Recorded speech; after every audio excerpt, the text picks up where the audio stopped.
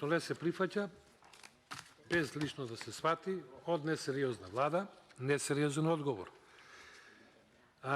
Следново сакам да го кажам.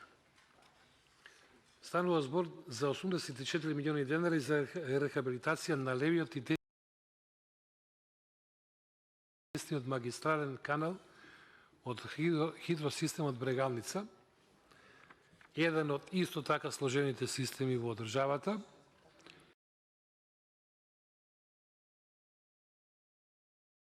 кој од тој регион знае и за бугарскиот канал, знае за левиот, за десниот и во каква состојба се. Со средствата би требало се предвидени за рехабилитација на сифон, исто во хидросистемот Брегалница, кај Свети Николе,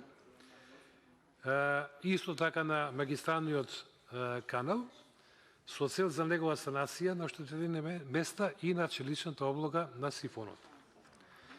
Почитували пратеници, сега зборам за Свети Николе за Овчеполијата.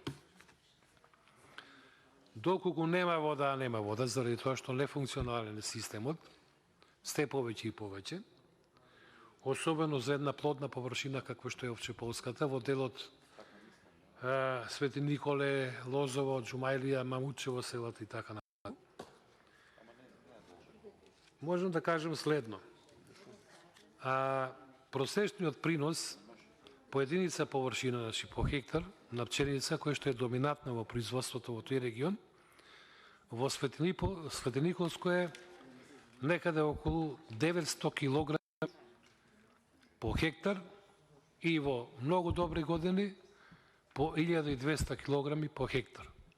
Значи 0,9 до 1,2 тони по хектар. За илустрација, просечниот принос по единица површина на пченица во Војводина е од 7,5 до 9 тони. Овде 0,9 тони, овде 9 тони. Дали има потреба повеќе да ви објаснам зошто е потребна рехабилитацијата на овој простор? Па кога ќе ви дојдат утре овчеполските фармери и ќе ви блокираат магистрални правци, да знаете дека ќе биде токму заради ова. 900 кг е греота. Дали, не знам како да ви објаснам. Луѓето, за да ги добијат и тие 900 кг, мачат, ангажираат механизација, трошат гориво, користат препарати за заштита на пшеницата, користат препарати за прихрана, користат све што може и гледаат во небо за да падне дожд, а не паѓа никаде, затоа што и Овчеполијата е подложена на климатични промени.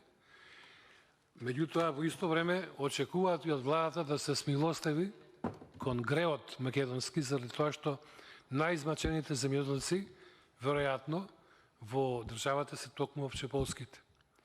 Или летно време немаат доволно вода, или ако е тоа ќе бидат обилни дождови и интензивно паѓање на град, па и тоа што ќе изнесе, и тоа ќе се уништи. А и што ќе се уништи, па не му плаќате обештетување. Зошто? Затоа што немало елементарна непогода прогласено. Па прогласете елементарна непогода.